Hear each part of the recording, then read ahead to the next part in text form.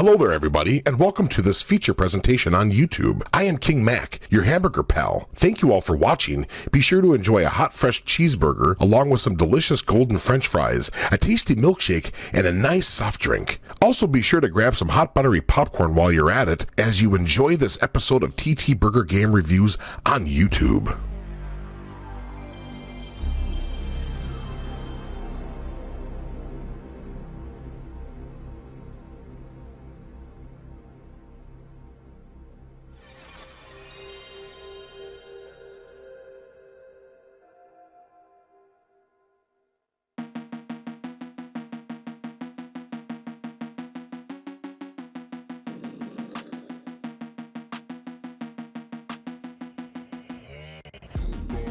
Welcome back, my friends. You are watching TTBurger Game Reviews here on YouTube, and I'm your host, Tony, as we're continuing with my Tomb Raider series review on the final part, or episode 261, part 6 of 6 parts of the original Tomb Raider franchise, indeed.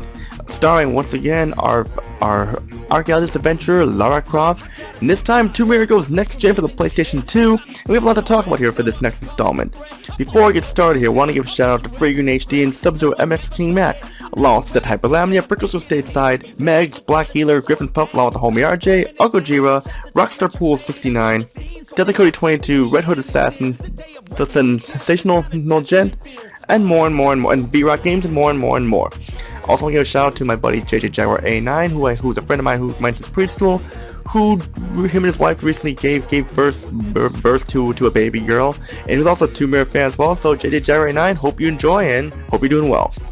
We have a lot to talk about here for this episode, part of my Tomb Raider franchise. Really look at the final part here. Before we even start with episode 261, part 6 of 6 parts, let's bring over this fancy Lara Croft Tomb Raider style TTBurger recap to show y'all what you missed. I took a look at Tomb Raider Chronicles for the PlayStation, gave it a 4 out of 10 because it was a shameless money stealer of a game that felt more like an expansion that didn't even need to be there. The only thing that was worthy of it is that the ending kind of like suits things up for the next story and stuff, that never the next game and stuff, which what they do there. And if you happen to need all the Tomb Raider games there and just want some Tomb Raider action like less released without each of it to go to different locations, then I recommend this game. But for the rest of it though, just move on if you have to. But now we're gonna zoom ahead to the year 2003, back when I just recently graduated from middle school and was about to become a freshman in high school here, to the next installment in the Tomb Raider franchise here for the PlayStation 2 and Mac and PC and stuff. And we got it right here. This is Lara Croft Tomb Raider Angel of Darkness for the PlayStation 2, PC, and Mac operating system, released first on June 20th, 2003 for the PlayStation 2. Then 10 days later, June 30th for the PC, and on December 1st the same year for the Mac operating system. Gonna look at the PlayStation 2 version, the only version I have. Now I'm sure when I start talking about Lara Croft Tomb Raider: The Angel of Darkness, people are gonna go on to say, "Oh, this game sucks. It was the worst Tomb Raider game ever. It killed the Tomb Raider series until Tomb Raider came out more and more and more." And people probably expect me to bash this game and stuff and everything like that and say it's the worst Tomb Raider game ever. Well, you want my honest opinion? I know people are not going to like this, but I actually do not think this is that bad of a game as the critics and everyone else is saying it is. Sure, it has problems that are frustrating. There are holdover problems in the last two Tomb Raider games, but I think that this game, Lara Croft Tomb Raider: Angel of Darkness, is not the worst Tomb Raider game. Yes, I'm going to admit that, and I'm sorry. I'm going to admit that I don't think this game is as bad as what everyone says it is. I know I'm going to get hate for saying that, but it's my honest opinion, and I stand by that for this review. Lara Croft Tomb Raider: Angel of Darkness, when the trailers and everything came out, it showed Lara Croft going to Paris, taking guys down with stealth, and it was going to be this gigantic open world-like game. And we know that the game went through a big development cycle hell, and they made changes just to the game at the last minute to get it out for the Tomb Raider, the Cradle, Lara Croft Tomb Raider Cradle Life movie and stuff. But the game is still playable. Sure, it does not feel completely like Tomb Raider, but it still feels like a game. It's not completely broken like Largo Winch, Commando SAR, Bubsy 3D, or freaking or just it's not broken. It's a playable game. There are games that are broken and unplayable. This game is playable. There's a game in here, and that's what I mean there. I mean, people bitch about how they changed the controls, and the controls are not very good. I do agree with that and stuff. But if you take time to get used to the new controls, you will get used to them fine without complaining. That's why they have the tutorial and stuff. However, there are some holdover problems here. I'll talk about some of them right now. There is once again no Lara's Home Croft Manor option here and stuff. Instead, the tutorial is the first level, and it's a long tutorial level, stuff like that. I mean, it's kind of similar to the Tomb Raider The Last Revelations tutorial, stuff like that, except for like Werner von Croy this time, you have Lara Croft herself doing it once again, like how she was in Tomb Raider Chronicles. The save system is same as before. No save, go back to the beginning of the game if you do not save at all. There's technically no level select option, but there's a code, the level select option, not the best in my opinion, because it skips big chunks of the game and missing parts of the story. And you still do die a lot more than you should. Sometimes the controls will not respond, and the platform will be nightmare times so you can get you killed, along with some bugs and glitches that just kill you for no reason whatsoever. Probably this should have been worked on. There are some more problems, we'll talk more about that later, but we need to continue here. So, here we go. The story of Lara Croft Tomb Raider, The Angel of Darkness takes place in Paris, France, where we see Lara Croft and Werner von Croy arguing about what happened in Tomb Raider Last Revelation. For those who are confused, let me explain. We all know in Tomb Raider Last Revelation, Lara was supposed to have gotten killed off when the tomb collapsed and everything like that. And at the end of Tomb Raider Chronicles, like we on Tomb Raider Chronicles, Winston the Butler and all of them, we're talking about stories of Lara and stuff like that and everything on her adventures. And at the end, we see Werner von Croy digging up her grave saying, I found her, and he believes she's alive, and lo and behold, she's alive. When he found her in Egypt, he found her backpack and gave him hope that Lara was still alive, and she was still alive. It's where we are now. But Lara Croft acts like a huge bitch in this game, and she says, Egypt, Werner, you walked away and left me, and I think, did she not remember that Werner tried to save her? He did not leave her, and all of a sudden we see a flash and hear gunshots, and Werner is dead, murdered. Then Lara looks at herself in the mirror and sees blood on her hands. She is shaking, wondering if she was the one who killed Werner, and the police are onto her, thinking she killed Werner von Croy. She escapes and is on the run from the police, trying to prove her innocence. Lara Croft learns of a serial killer throughout Paris called the Monstrum, who has been committing several murders in Paris. Lara's goal is to find the Monstrum, find any of Werner von Croy's murder, and just do whatever to survive. And my thoughts on the story are, it is a very deep and dark storyline. It took a little dark approach to Tomb Raider. Later in the game, we play as a new character called Curtis Trent, which we'll talk more about later on in the gameplay and stuff. But, yeah, I mean, Lara is not a very likable protagonist in this game. She's a bitch, she's rude to a lot of people, and the way she talks and stuff like that, just, I don't know why they made her unlikable here. Maybe it's because it just fit the darker tone, I don't know, but it wasn't really good that they changed our likable character into this. So I'll say that there. The presentation of Lara Croft Tomb Raider: The Angel of Darkness goes like this. Excellent graphics for a PlayStation 2 game, and if there's one thing this game does well, it's the graphics. Like, you look at the graphics and the character models and the environments, they all look excellent and well done, like they cannot look any better than this. The weather effects are really cool, and the gun effects and more look awesome. The only problem is the unstable frame rate that slows down at weird times. That's the only problem I have with the graphics, but the frame rate is not very good. You can see Lara just like slow down, and it shows how slow the game's getting and everything. The sound in Lara Croft Tomb Raider: The Angel of Darkness is good, not the best, but still good. The voice setting is top-notch and kick-ass. John Elliott returns once again to voice Lara Croft, and she does a great job. She may sound a little flat here, but still does an excellent job. The other actors have like French accents to them while they speak English. It sounds legit with the accents. The music is okay, except it does not sound like Tomb Raider music, so it's more like stealth action music instead. The weapons all sound like toys, but they sound better than they did in Tomb Raider 1996, but you think about how well the previous game sounded, just the sounds were and stuff, you'll see what I mean. Lara Croft Tomb Raider: The Angel of Darkness' gameplay. There are problems here where I will agree with the critics here and stuff, but I'll talk about those later. I will say this, I know I'm going to hate for this again, but this game is better than Tomb Raider Chronicles. I know people will disagree with me, but just hear me out here.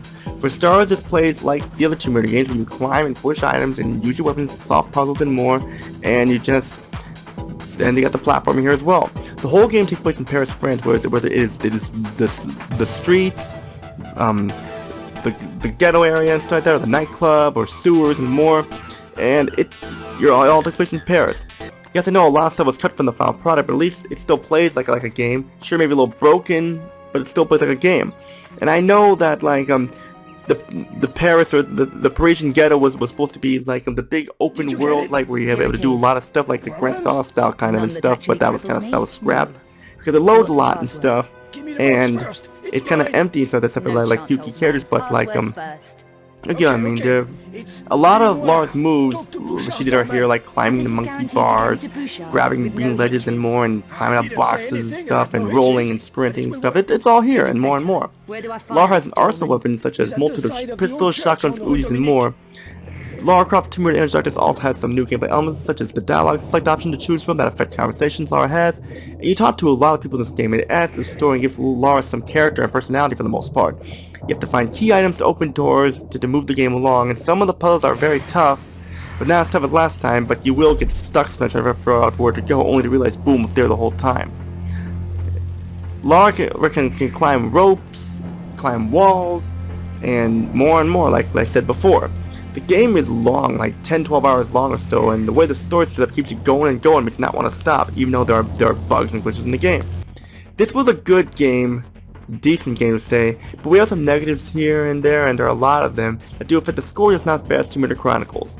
Like I mentioned, the controls are swapped instead of like jump and square and circle, their actions are swapped and stuff like that. For this time, square is roll and circle is jump, which can get a little confusing there, but that's all of the buttons that they swapped. To take out your weapon, you press the R1 button and shoot with the X button. And there's nothing wrong with that, they're just that there's a little bit different, but not like a game killer. There are also stiffness in moving at times, like Lara feels like a cement truck tank or something like that, and just she kind of moves kind of sluggishly and stiffness at times, and it's hard to get her balance, especially when doing running jumps. Especially because you have to use the analog sticks to move this time. If you could use the D-pad, it would have been better, but not the case there. Sometimes the controls do not respond, you will fall and die, and this happens a lot. And there is no way to change the controls and stuff and everything. When you walk to the edge, sometimes you will fall and die as well. The enemy AI is so bad, like they're so stupid, they barely even hit you with their weapons. When they do, it's just like punching you and more. And yeah, that's something new that they added there, like Lara can punch and kick enemies now and stuff, which is actually pretty interesting there. And there's stealth elements here in a Tomb Raider game that are not needed. This is Lara Croft, not Solid Snake Metal Gear Solid, unless you're thinking of Metal Gear Tomb Raider and stuff, but that just seems weird how like they have stealth elements here. And the stealth elements do not work at all. You don't even get any reward for stealthing, so just shoot the fuck out of the enemies. You have a second playable character called Curtis Trent who shows up out of nowhere, and you play as him in parts later in the game. And to be honest, why do we need to play as him? He's not fun to play, he's different than Lara Croft. You cannot dual-wield weapons for unknown reason, only dual weapons with cheat codes. The game will freeze up, and if you do not save before you freeze, good luck to you. Like I mentioned, you have to manually save the game, and you will need to because of the glitches where you'll fall to your death and more. Just be careful not to save when you're falling, because I did that one time on accident, and I had to like redo a big chunk of the game. The platforming can be nightmare at times just because of the stiffness in the controls, and you could sometimes fall through the platforms, but I see this happen a few times. But you gotta like jump at the right time, which can get a little frustrating there. You are barely raiding and exploring tombs this game, except for like a few of them. You spend time raiding apartments and streets and sewers, stuff like that. I mean, sure, I understand it's modern-like, but still. You look at like the other games, like how you're in tombs and like you're in like rainforests and stuff and snow level stuff. They don't have that there. Just one big area is what it is there.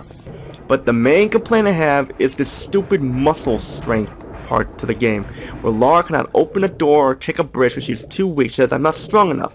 You do other things like pull a lever to open a door, or move a box to kick a bridge or so, and then she'll say, I feel stronger now and stuff.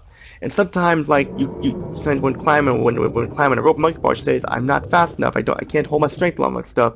And it's stupid. I mean, does Lara like have like no bones in her body and stuff? And she's like all full, it's like all like no bones, just skin. And like I mentioned, the load times and stuff like that, the load times are pretty long and they're far too frequent. And there are some glitches here where you'll get stuck and have to reload the game, but I didn't see this happen that much. And just like this game could have been ironed out. I mean, it's better than Tomb Raider Chronicles, but still the other games were better. I mean, sure, I have the negatives, but still a decent game. And if people want to see me bash this game and give it a very low score, it's not going to happen there. I mean, it's still a good, decent game, just could have been better. Final thoughts here: if you enjoyed Tomb Raider games and want some better than Tomb Raider Chronicles, Lara Croft Tomb Raider Darkness should not disappoint, but just saying the other games are better, but this game is decent, we'll say at least. I give Lara Croft Tomb Raider: The Angel of Darkness a 7 out of 10 because of the problems I have with it.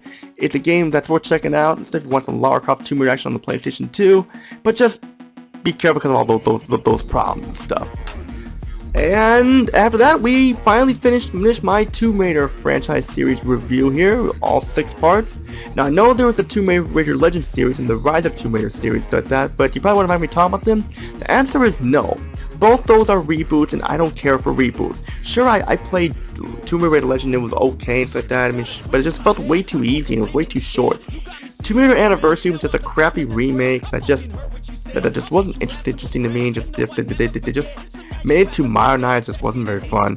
And Tomb Raider Underworld, don't get me started on that game. The game was shit. I mean, it just basically felt like an Uncharted ripoff with Lara Croft and stuff. And it's funny because the Uncharted series was influenced by Tomb Raider, but then Tomb Raider is ripping off Uncharted and stuff. And the Rise of Tomb Raider series, I don't know anything about it. I haven't played it, nor will I. So I'm just saying there. And that's it for episode 261, part 6 of 6 parts. Next up, we have episode 262. Will it be a multi-part review, or will it be a single part review? You have to find out next, which all I gotta say, if you know what to do, hit that, and if you like what you see, hit that subscribe button, like, comment down below. Join my Discord group, TTBurger Gamers United, along with my Facebook group, TTBurger 8 Gamers Group, along with my Facebook page, TTBurger 8. If you have requests for me to review, comment down below. Pretty much all I gotta say, this is Tony. Peace out, have a great day, and see you all in the next episode. Take care, everybody. Place